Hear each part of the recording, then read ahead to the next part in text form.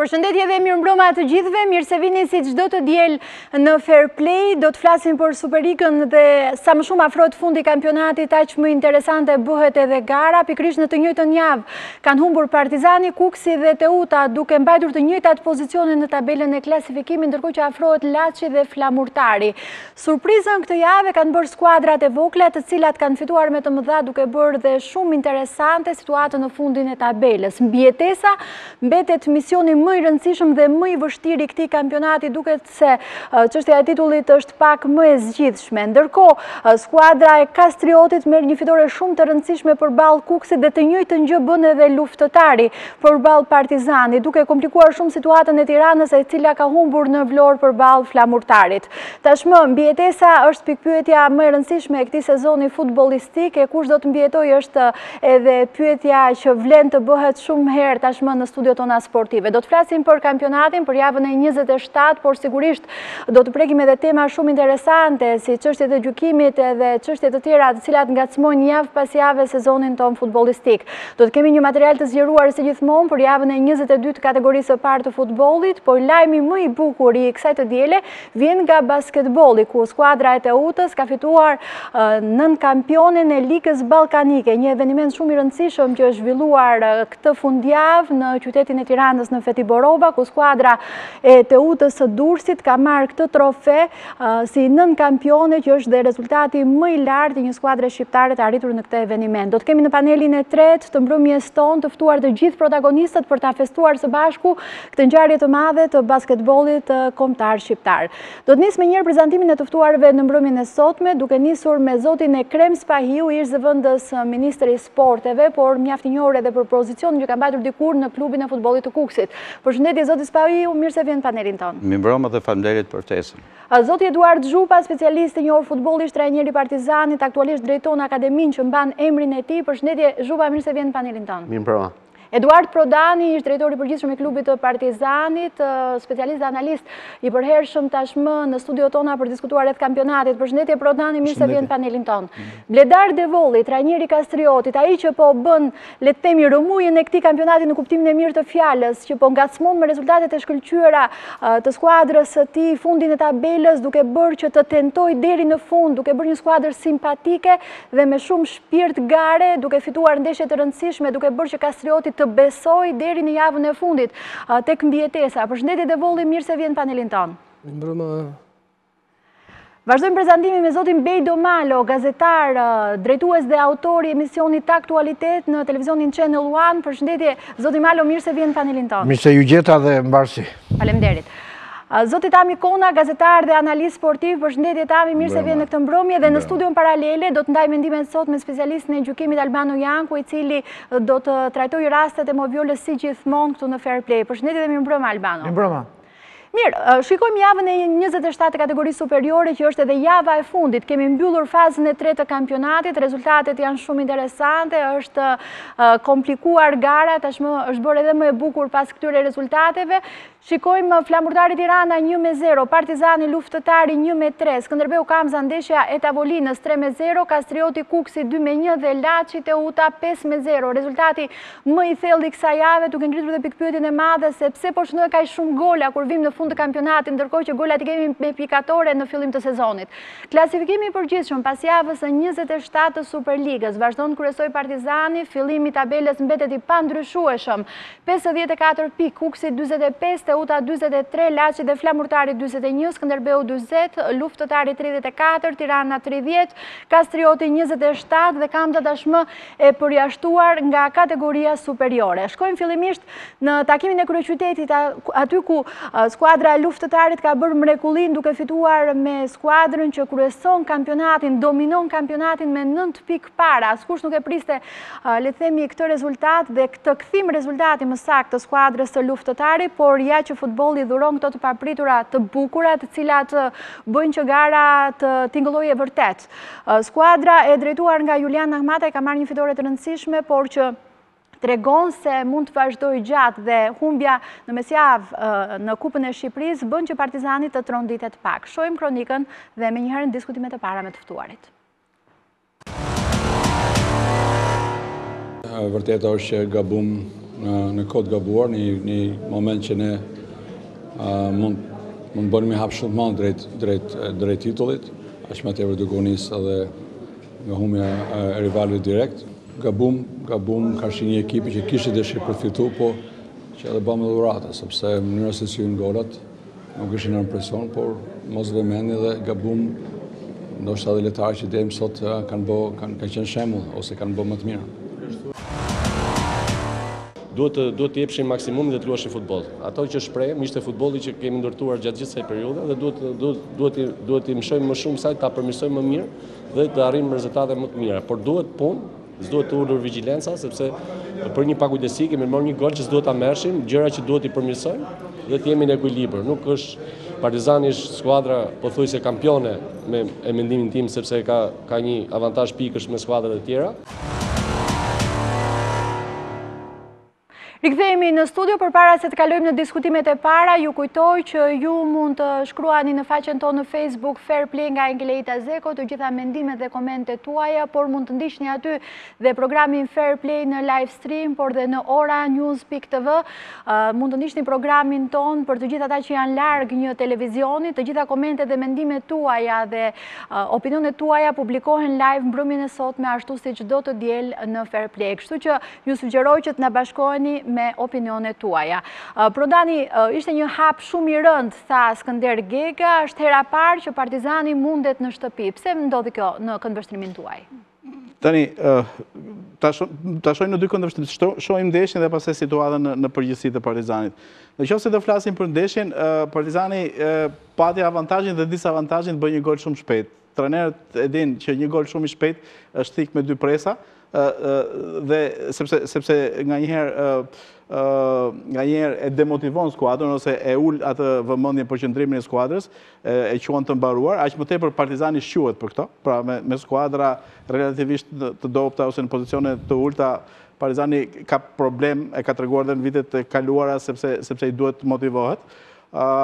Dhe pra, shënoi një gol dhe aq më tepër ndeshja e mëparshme e Kuksit në vend që ta mobilizonte skuadrën e la në qetësi dhe sigurinë. Kështu që unë besoj që këto dy aspekte ose këto dy faktorë ishin ato që sot një Partizan i cili nuk hyri dot më në lojë pas barazimit të Gjirokastës, mua mu duk se nuk hyri në mënyrën e zakonshme në lojë, sepse Partizani në këtë kampionat ka pas një skuadër, një organik që ka mundur të përmbys, të kthejë rezultate, të përmbys rezultate, kështu që nuk mund të akuzojmë që është një skuadër që nuk kthej dot më në lojë, por në këtë ndeshje nuk hyri dot. Tani. Okej, që ta shpërndaj pak bisedën ndoshta edhe me Zhupën vinte pas humbjes në mesjavë në Kupën e Shqipërisë dhe eliminimit ndërkohë nga ky kompeticion. Pra situatat e Partizani nuk erdhi krejt papritur në këtë fundjavë. E mendoj që ishte nga ana psikologjike nuk ishte mirë skuadra, por ajo që tregoi, domethënë natyrisht deri në këto momente klasifikimi tregon që Partizani është vend parë, por mënyra se si u luajt ndeshja, goli mbase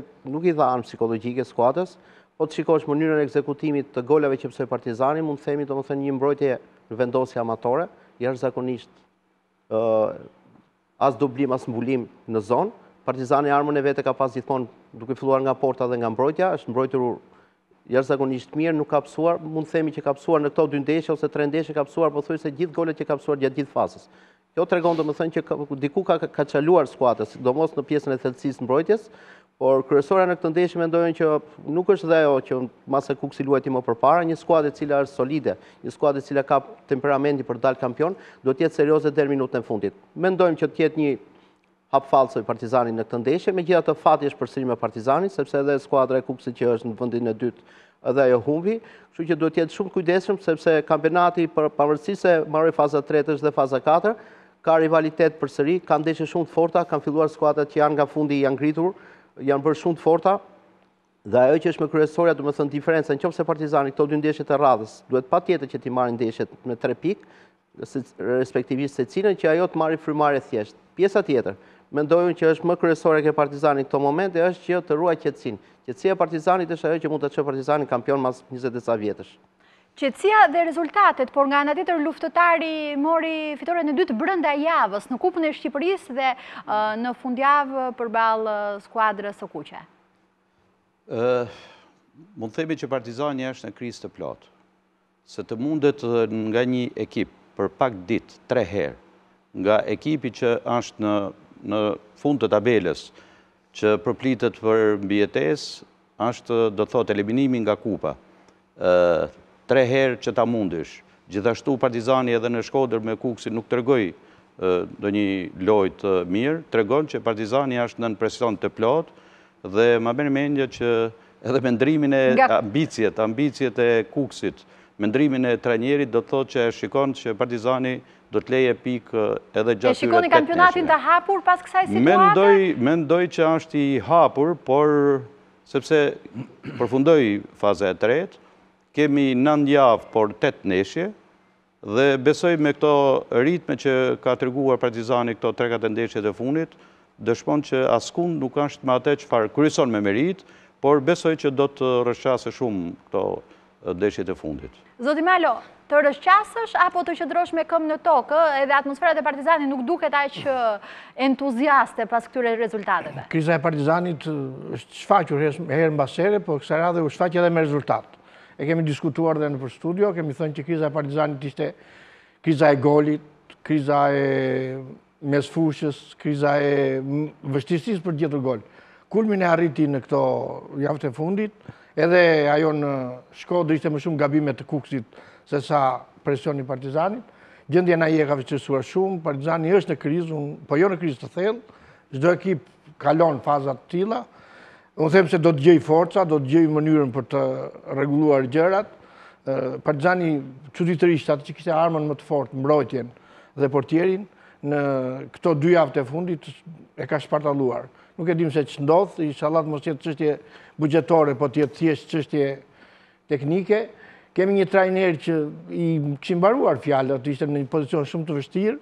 Mbi të gjitha ishte edhe një vendosje e gabuar në fushë, edhe ndërrimet nuk dhanë ndonjë rezultat. Një luftëtar që e la me gojë hapur, si Bayerni Dortmundi në Gjermani, pam disa gola si Ibrahimovic nga një lojtar që i bën 4 gola Partizanit për një javë. Të gjitha këto, po t'i mbledhësh bashkë, tregon që Partizani nëse nuk merr masa shpejt, kampionati do t'i iki nga duart. Ka shanse të iki kampionati nga duart? Nga të tëra këto që ta e Kremi me Beton jam dakord vetëm atë që ndodhin këto gjëra.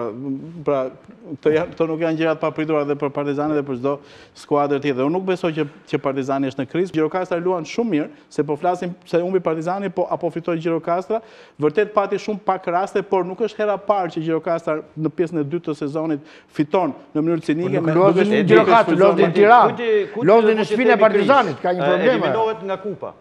Eliminohet nga kupa. Do tregojnë ndeshjet në vijim. Do të thënë një sër rezultate. Unë desha ta mbyll diskutimin me këtë që do tregojnë ndeshjet në vijim, e tha pak edhe Edi, do tregojnë po flasin për kampionatin, pra, po flasin për kampionatin. Sepse ditën mërkuru zhvilluan ndeshjet e kupës, ditën mërkuru u eliminuan. Po s'ka qenë kupa. Pastaj, mas 3 ditëve prapë ajo Gjirokastër, do të thënë gjeti Partizani krejtësisht. Mund ta shpjegojmë që nga ana teknike, zakonisht në këto momente kur vjen kjo sezoni, domethënë që mbaron dhe faza 3, po të shikosh skuadrat cilat janë elitare dhe janë domethënë kryet klasifikimit, siç është Partizani si vjet, kanë ngarkesë qoftë psikologjike, qoftë edhe fizike. Unë mendoj që në këto momente aty ku duhet vetë theksi, duhet vetë kryesisht ke stafi mjekësor, ke fisiologët, ke psikologët që janë brenda skuadrës, të cilat të flasin me lojtarë se mund të ketë edhe lodhje. Dhe kjo kurb ka shumë pak lojtarë Partizani. Është reduktor. Kjo ndeshje tregon që ka shumë pak. Ndodh edhe ke skuadrat elitare, jo vetëm në Shqipëri, por edhe në vende të ndryshme. Kështu që duhet parë domethënë gjendja fizike, jo se s'ka gjendje fizike, Partizani ka gjendje fizike, po mund të ketë lodhje. Për momentin mund të ketë pas dhe një neglizhencë, që kanë menduar që mund ta marrin dhe thjesht ndeshjen dhe lodhje duhet të kenë më shumë skuadrat, të themi ta shtuquajtura të vogla, po çfarë shpirti gare pas kanë këto të voglat? Në tjetër aspekt, është lodhje psikologjike, Nëse aty ka një Qofse aty ka një database për sa i përket ndeshjeve, të cilat me volumet e lojtarëve, me minutat që kanë, me gjitha ato pjesët tekniko-taktike ose fizike, atëherë duhet bëhet një analizë më e thellë, por mendoj që Partizani është ngarë dhe nuk mendoj që është krizë e thellë, sepse humbi një ndeshje dhe nëse do fitojë një ndeshje në transfer, rikuperohet shumë shpejt. Partizani duhet të jetë i qetë, duhet të jetë jashtëzakonisht i përqendruar sidomos në ndeshjet e radhës dhe ajo që është më kryesorja, duhet fitojë anën psikologjike, sepse atë pjesën e punës e ka brenda dhe nuk mendoj që Partizani për një ndeshje mund të sakrifikojë edhe kampionatin. Unë do të thoja kur kur flet për skuadrën për ekipi që kryeson me meritë kampionatin tonë me diferencë pothuajse të shkëputur 9 pikë kur duan dhe 8 javë, pavarësisht se janë 9, janë 8 sepse ndeshjet me Kamzën. Ndeshjet me Kamzën, flasim për një skuadër e cila ka mjaftuar vetëm 3 javë. 12 mars ndeshja e parë në Elbasan Arena, Partizani luftëtari, dhe 6 prill, domethënë më pak se 3 javë, dhe Partizani ka pësuar 6 gola që në të paktën në 26 javë Partizani kishte pësuar gjithsej rreth 12-13 gola në 26 javë dhe kanë mjaftuar në arkun e 3 javëve. Si janë në këndvështrimin tënd, si shikon? Fitoren e Partizanit, humbjet e Partizanit, fitoren e luftëtarit, por edhe rezultatet e skuadrës tënde në përgjithësi të gjithë skuadrave. Se më interesojmë shumë për Partizanin apo për një ekip tjetër. Po, ma të intereson dhe që Partizani fitonte me luftëtarin? Unë se kam pa ndeshje, me thënë drejtën, se kam pa ndeshje sepse kam qenë në tjetër vend. Por nuk ma priste më në, më priste Partizani prapë për kampionat, megjithatë bravo luftëtarit që mori një fitore në Tiranë, që jo çdo ekip mund ta marrë. Mua më duket, po, në vijim të asaj, mua më duket sikur Partizani këtë lloj krize ka përsëritur, edhe 2-3 vjet, në 3 vjet rresht. U duk sikur me trajnerin italian, arriti vajti. Një ndeshje në kampionat. Po nuk është një ndeshje e Partizanit. Po nuk është një ndeshje e Partizanit. Partizani është mua i keq i Partizanit. Është mua i krizës i Partizanit. Analiza bëhet për 90 minuta. Unë besoj instinkteve të atyre ultrasve të Partizanit, të cilët e braktisën, s'kishin vajtë as 1500 spektatorë atje, po të dëgjohet thirrjet e tyre. Pse e braktisën? E braktisën sepse pan... Nga Kupa e Shqipërisë? Jo, pan ndeshjen e pan... Ata njerëz ishin në Elbasan. Ata njerëz vajtë Gjirokastër. Dhe ata njerëz e shikojnë stërvitje. Partizani ishte ekipi që ndiqet më shumë se kushdo ekip tjetër, edhe Tirana, në stërvitje.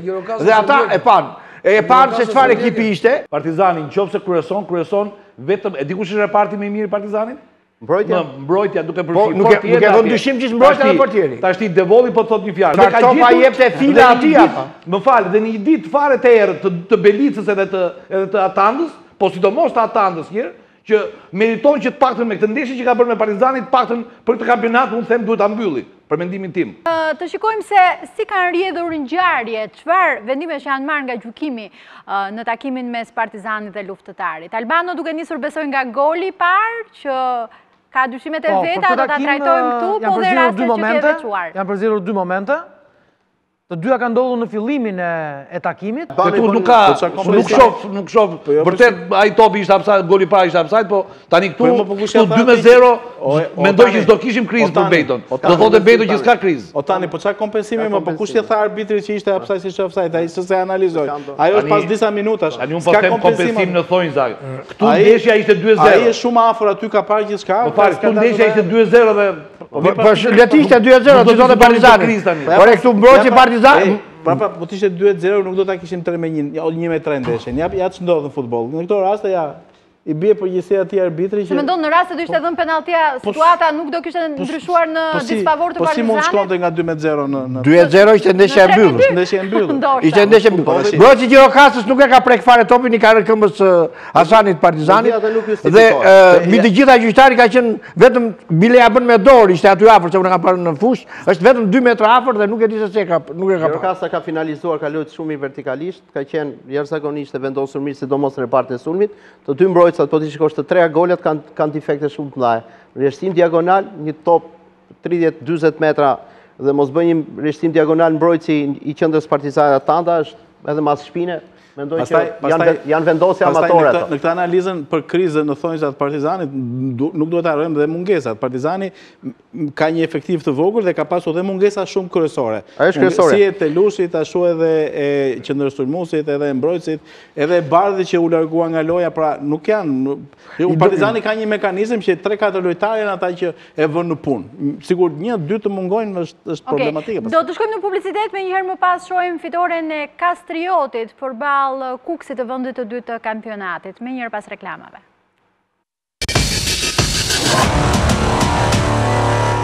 Nga minuta e parë dhe deri në fund kemi bërë një ndeshje të mirë.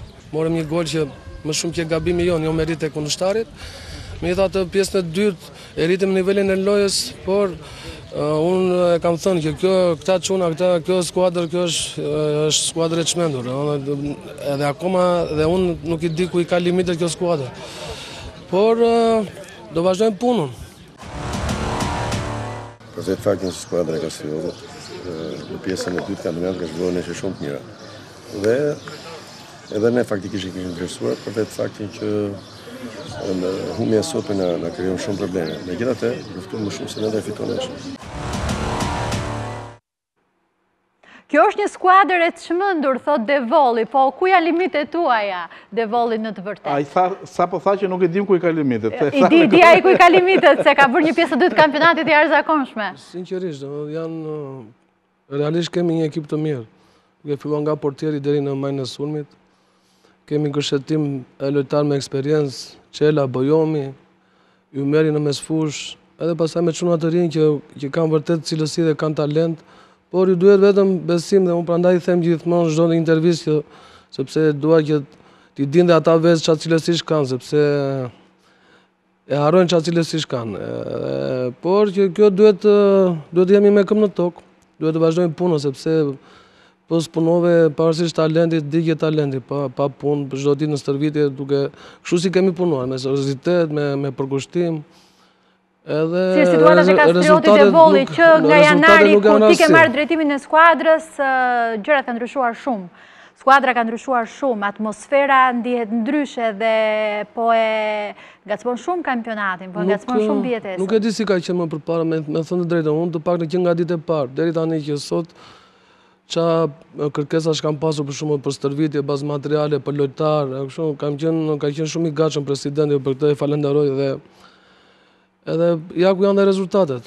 A të duket ndryshe fundi një kampionati, ndryshe me fillimin e tij?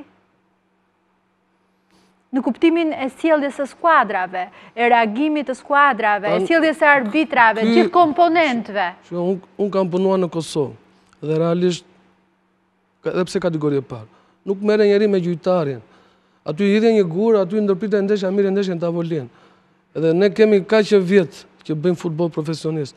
Dhe mos marrim masa ndaj t'i lëm arbitrat e qetë, fushat e qeta, mos të ketë penalizime për këta që hedhin gura, apo që ndërpriten ndeshja për minutat të gjitha.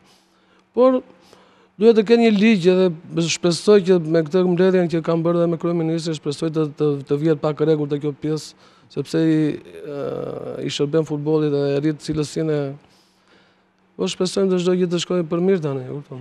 Tani të ndalemi pak tek një ngacmim i orëve të fundit. E kam me arbitrat sepse ne vetë i prishim arbitrat sepse nuk i lëm të qetë. Gjithë javës në tension, edhe ata janë njerëz, siç jemi edhe ne gabojmë te puna. Bëjmë një ndrim, nuk na del ndrimi siç është, kemi një shprehje ne na del gocë. Po çfarë, e kupton, të gjithë gabojmë, s'ka njeri të pagaboj, po punove do gabosh, edhe arbitrat. Por duhet i vëmë në presion edhe në. Ku i bëhet presion gjatë javës arbitrave? Se arbitrat nuk dihen kush janë. Ore, presion të gjithë pas ndeshjes. Jo, presionet e skuadrave kthehen presione dhe të gjykimit në një farë mënyre. Neve mos e vërnë, po të vështirë diskutoj për arbitrat. Jo, nuk do të diskutoj ai duhet përgëzuar sepse kampionati jo vetëm e bëri të bukur, por çdo ekip që veten në kruj tani e ka humbjen pa u nisur.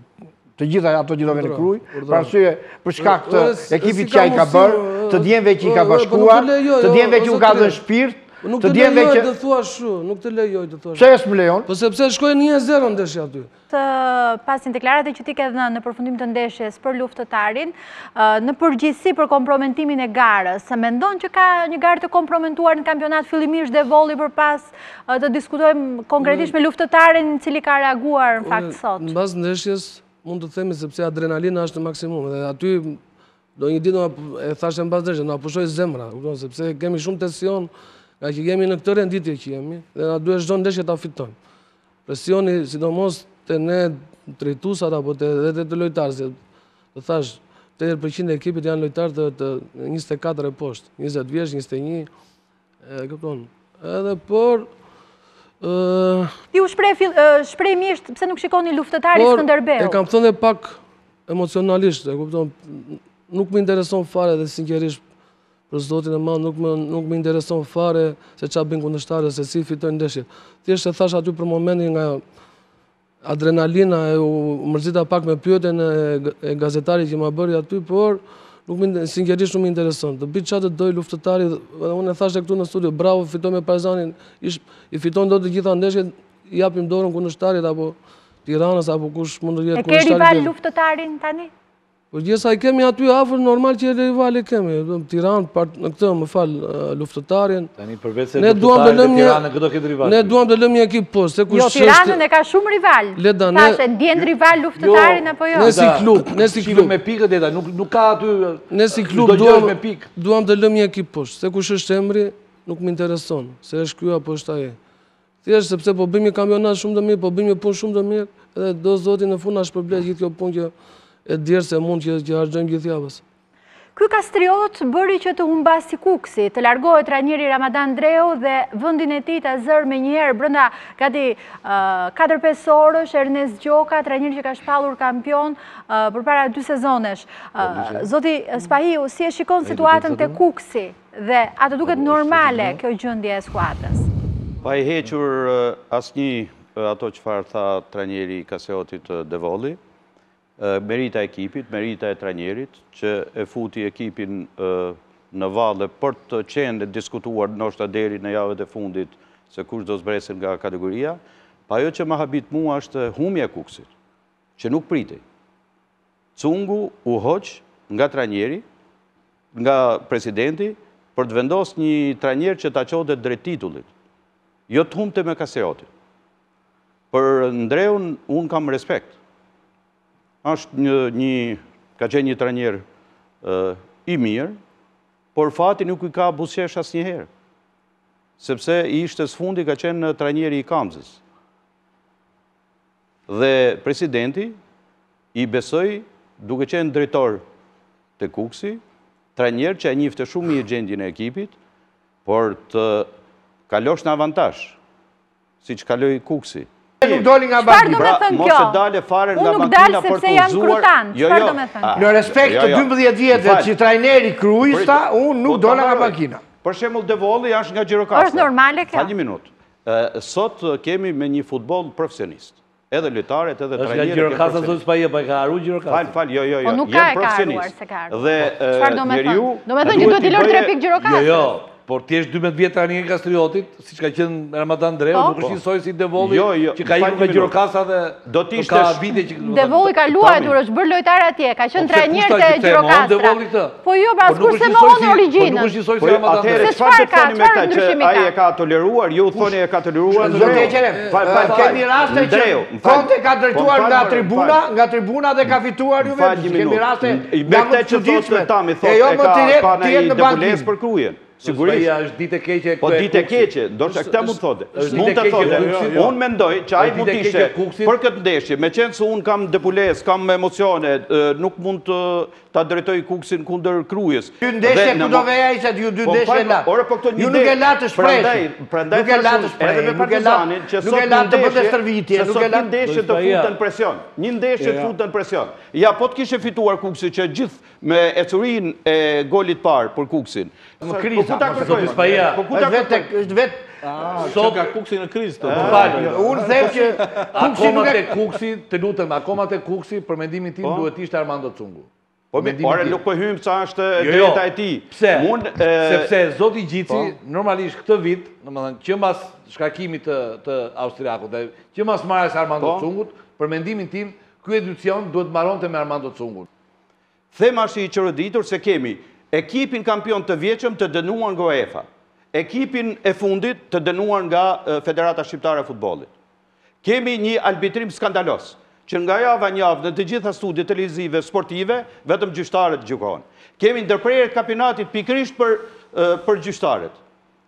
Për gjyqtarët. Për dhunën, jo për gjyqtarët. Për gjyqtarët, se për dhunën nuk ashtë ndërprerje në herë kampionati. Ka pas edhe raste më flagrante, po për gjyqtarin po ndërprerje. Pra, ashtu quajtur asociata e gjyqtarëve, kërkoj që ndërpritet kampionati. Këtu ka një çik të drejtë sepse dije gjyqtari e ka dëmtuar Kuksin. U po them në kuadrin e çoroditjes. Pra kemi dhunë në fush, kemi dhunë në shkallë, kemi dhunë në tribunën VIP. Kemi domethënë ndeshje të toleruara. Kemi apo jo, është një kampionat totalisht i çoroditur. Kemi që 3 ekipet e para humbin për një ditë. Kemi 3 ekipet e fundit që fitohen. Ju e thatë që në fillim të emisionit, shumë gola. Pra duke që është diçka e komprometume. Kemi një deklarim të trajnerit të Tiranës, që rezultati paracaktohet në tavolinë. Pra kjo po thëma e qërëditur, pra dhe po thëmë që të gjitha këto të dyshon, lenë të dyshosh, se këtu ka diçka që po pregatitet jo në fush, pa edhe jashtë fushës.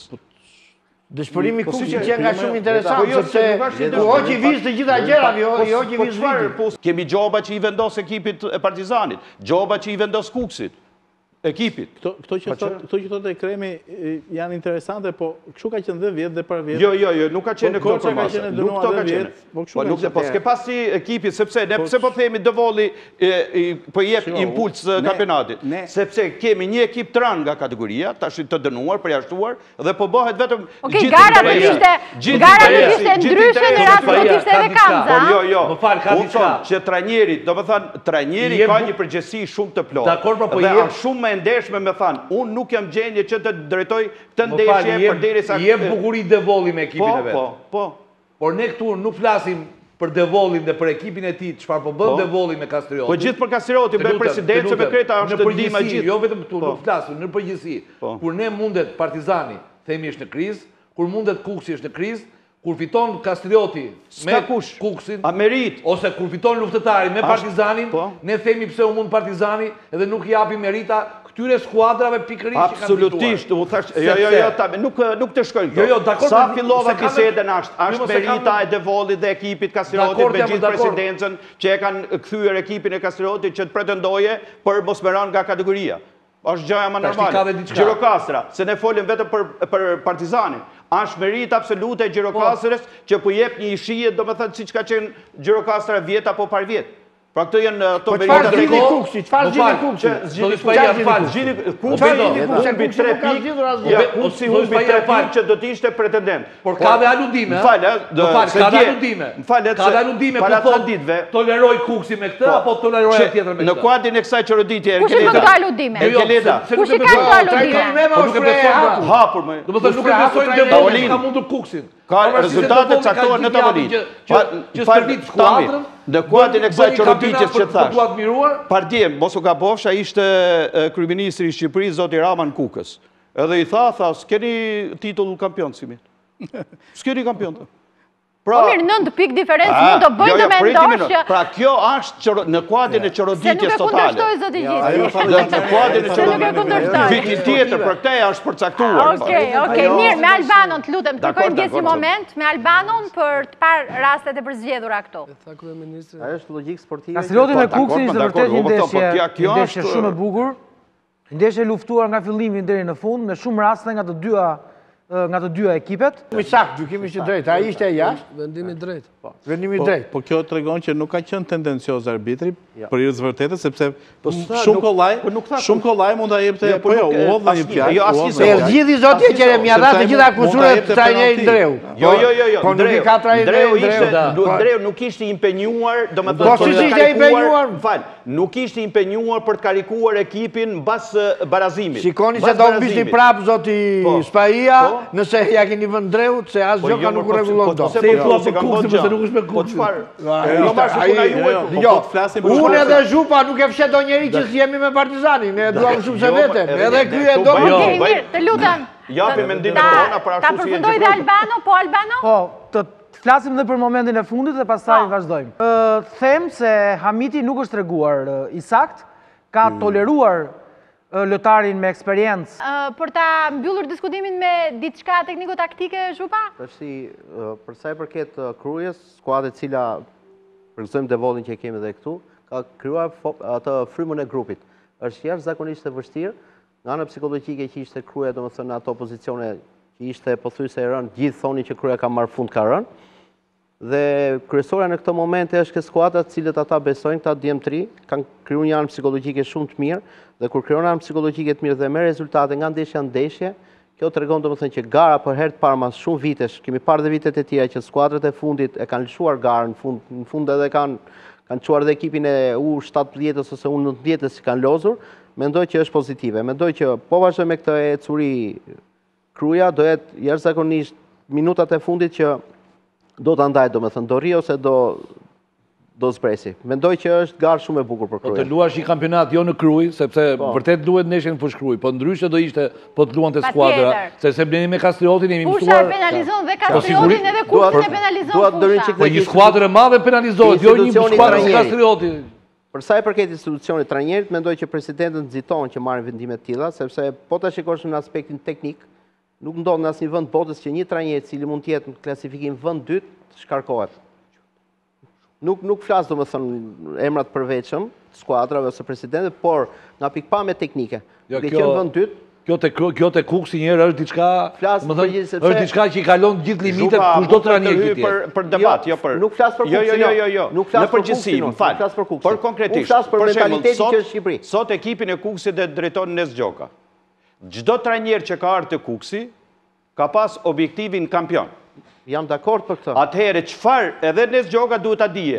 Të 8 neshje duhet të fitoja, që të shpresoje në gabimin e Partizanit. E kisha në tjetër aspekt. Jo në përgjithësi.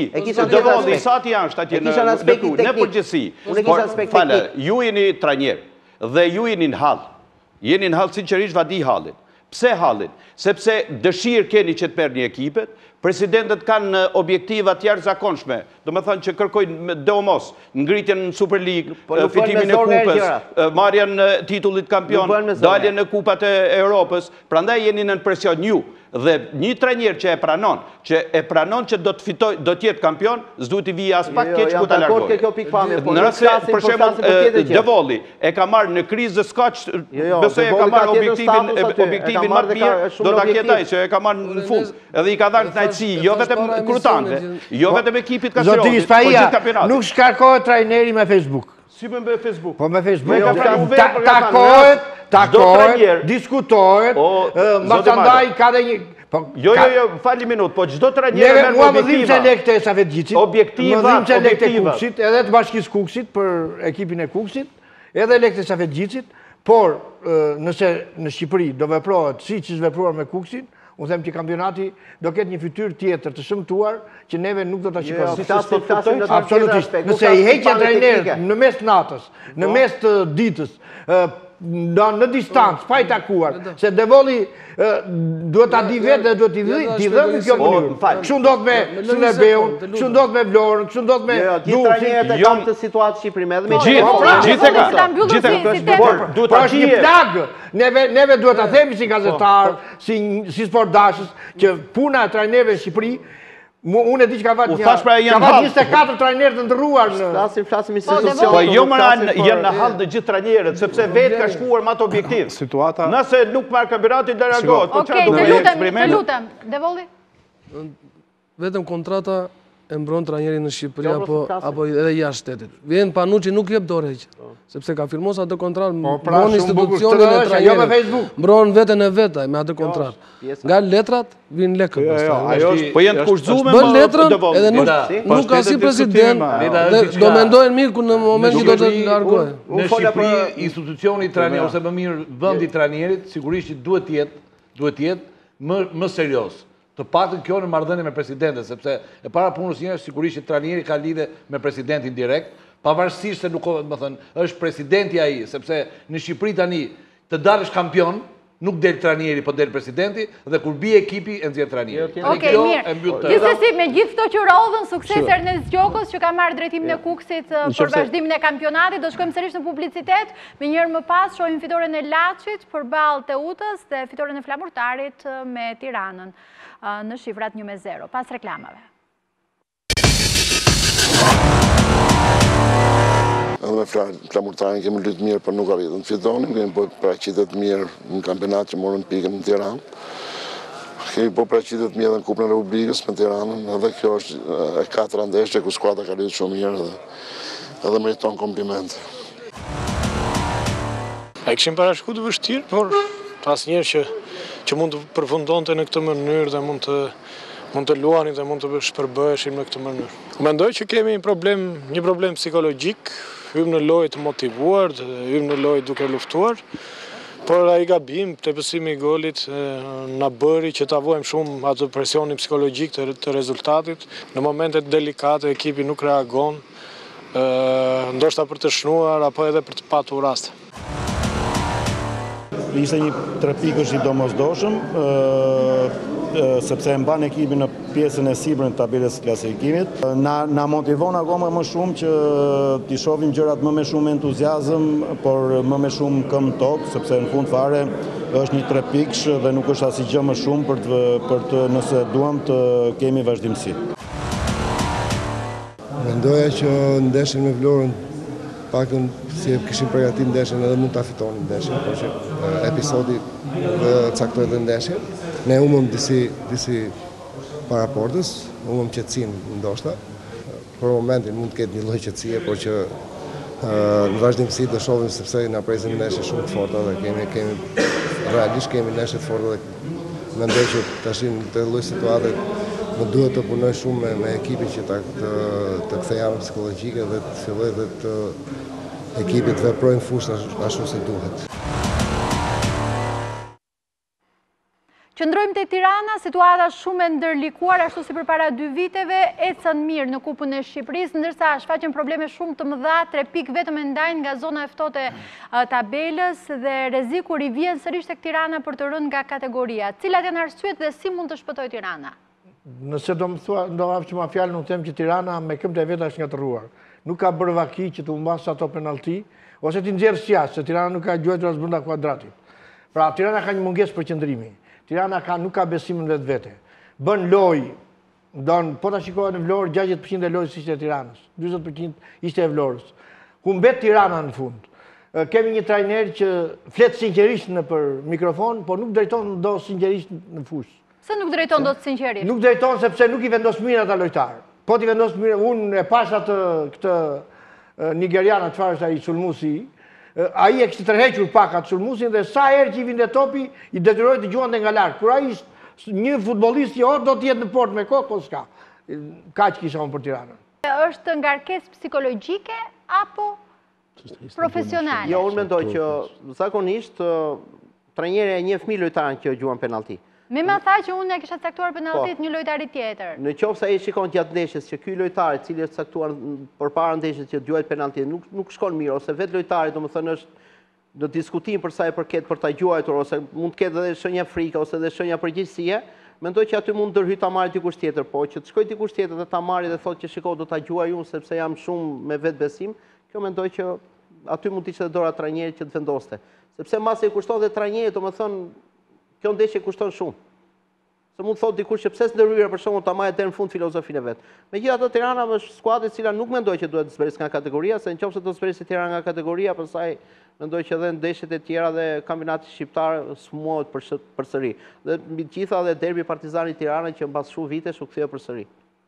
Pse është ngarkuar psikologjikisht Tirana? Unë në atë parë do të filloja që me këto që po ndodhin të paktën në këto 3-4 javë të fundit, dhe unë gjithmonë do t'i referohem sepse kur flasim për skuadrën të paktën 5 ndeshjet të fundit bëhet një skanim dhe tregohet se ku është gjendja e skuadrës. Po të shikosh 4-5 ndeshjet të fundit Tirana, sigurisht ka një fitore me Laçin 3-0 dhe pastaj në kampionat unë do thoja që ka 2 humbje, një me Kastriotin dhe një me Flamurtarin, por ajo me Kastriotin është ndoshta humbja që I djeg më shumë Tiranës, se I kushton Tiranës pavarësisht se çfarë ka ndodhur, sepse ne flasim për përfundimin e ndeshjes dhe për 3 pikët që I ka marrë Kastrioti, një rival, domethënë ato 3 pikët e Kastriotit, vërtet një 3 pikë me merit, po bën që Tiranës tash të shikoj gjithmonë ndeshjet, domethënë se si del Kastrioti dhe aq më tepër kur ka fituar Kastrioti, kur Tirana e ka marrë vesh që ka fituar Kastrioti, duket se gjërat nuk që këtu Tirana e ka shumë gabim. Them që e ka gabim se e para punës që Tirana duhet bëjë ndeshjet e veta. Domethënë Devolli thotë kështu, unë nuk kam punë fare as me Gjirokastër, as me Tiranën, as me Partizanin, as me njeri. Unë bëj ndeshjet e ka, domethënë ndeshjet si shton trajnerët ose si shton drejtuesit që. Po pse Tirana nuk po bën ndeshjet e saj? Tirana, pikërisht Tirana nuk është mirë, domethënë nuk është domethënë një skuadër që ketë një stabilitet, sepse Tirana kur është avantazh kërkon të marrë një penallti, domethënë po kaloi ke penallti që për Mori Beto. Merr një penallti, me të drejtë. Unë pash ndeshje me Laçin. Ndeshja ishte 1-0. Tirana luante mirë. ishte një skuadër që rrezikonte. Do jetë shumë problematike nëse Tirana gabon dhe bie nga kategoria. Në fakt, situata nga mesjava e Kupës së Shqipërisë u pasua me një incident që të gjithë e mësuam dhe nuk në ardhi as pak mirë mes dy presidentëve, Refika Lili dhe Pash Klaska, një incident që shkoi deri në dyert e policisë. Informacionet janë që të dy personat kanë bërë kallëzim penal ndaj njëri tjetrit. Megjithatë, ky incident bën që gjendja të jetë pak e ngrirë. Si do ta komentonit ju, zoti Malo, këtë incident mes dy presidentëve, eliminimin e Laçit nga Kupa e Shqipërisë, por dhe situatën që po kalon? Presidenti i Juventusit, presidenti Bayernit mund të shkojë një herë në vit ose një herë në 2-3 vjet në ato dhomat e zhveshjes apo në korridorin e ekipit. Presidenti shqiptar, unë nuk e kuptoj, janë bodyguard, janë polici private, janë polici shteti që mbeten në për ashtu në për korridore dhe në korridori gjithmonë këto prodhon. Po ta shikosh don ata janë përplasur në rrugë, jo në korridoret e stadiumit. E kuptoj. Nuk kanë si fare ajo. Tensioni u krijua në ato korridoret në dhomat e zhveshjes, vazhdoi jashtë, akumulim është. Ati zoti Refika Lili duket sikur ishte bërë një padrejtësi e madhe. Zoti pala tjetër e Laçit është në betejën e saj dhe ata duan që të dalin në Kupat e Evropës. Është një tension, nuk mund ta shmangin do, megjithatë këto janë çështje personale, sepse dhe ata kanë dashurinë personale, krijojnë njeriu. Don mos u habit që nesër ai presidenti i Partizanit të mos shkojë mirë me presidentin e Kukësit. Ndaj bota, presidenti merr i vën në tribunë qendrore afër. Dhe takon ja Tindor. Ka lidhje deklarata e trajnerit Ardian Mema që ky kampionat vendoset tavolinë me këtë incident apo mendoni që nuk do të ketë lidhje? Deklarata e trajnerit të Tiranës është shqetësuese. Dhe kjo unë nuk dëgjova në reagim nga federata, që një trajner po ti ishe një mendje me trajnerin e Tiranës, ta thej që ti ishte komplementuar. Të thënë që në fillim e përmenda. Edhe të bëj një deklarat që rezultatet caktohen në tryeza, tavolina, duhet një reagimi i federatës. Nuk është një njëri do si do. Pse vjet nuk janë të caktuar në tavolinë 6 ndeshjet e fundit? Po në përgjithësi pra unë në kuadrin bile ne shikoni Vllaznia fitonte 2-5 në Korç. Po. Par vjet nuk ka ndodhur një ta histori. Po pikërisht pra. Në vazhdin e kësaj edhe ai. E me që ka ndodhur janë bërë normale, Jo, absolutisht, fal luftëtarit. Po. Fal Kastriotit Kruiz, nuk po ndodhin. Se nëse luftëtari me Kastriotit Kruiz do të ishin bashkuar me 8 skuadrat e tjera, sinqerisht këtu do fillonte që tani e njëjta llogari.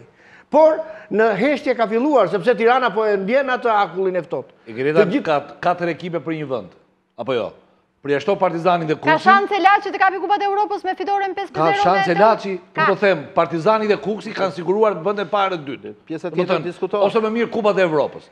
Tani janë 4 skuadra, a kishim para 3 javësh Teutën e cila pretendonte për kampion. Kishte për kampion. Tani kemi 4 skuadra për një vend. Kemi Teutën, kemi Laçin, kemi Skënderbeu. 3 vende për një vend nga fundi. Po pra. Dhe kjo na i bën edhe më të bukur garën dhe kampionatin. Po imagjino mos kishim luftëtarin dhe Kastriotin në fund që të luftonin. Të kishim jashtë gare. Do bëheshe këto ekipe që ishin poshtë do luanin kampionat kështu, sa për thënë. Do shishin ndeshje dhe gola. Okej, shikojmë tabelën e rezultateve dhe përplasjeve që do të kemi javën e ardhshme për Superligën. Kastrioti luftëtari, një super ndeshje, sa do të vendos kjo ndeshje dhe volli? Janë 8 ndeshje të tjera në basaj. Ka rëndësi ka kjo? Më faleta, ka mendimin se s'do dali fare nga bankina. Okej, kjo është një batut, vetet për të parë. Që janë sigurt ata luftëtarit. Jo, kjo shpresojmë ta fitojmë ndeshjen. Për mendimin tim, kjo është ndeshja më e bukur e kampionatit, pra arsye sepse të dyja luftojnë për gjithçka. Edhe Kastrioti Davode mos do rrihen bankinë. Jo, unë shikoj është me tip ajo. Unë jam tip, që rri 90 minuta.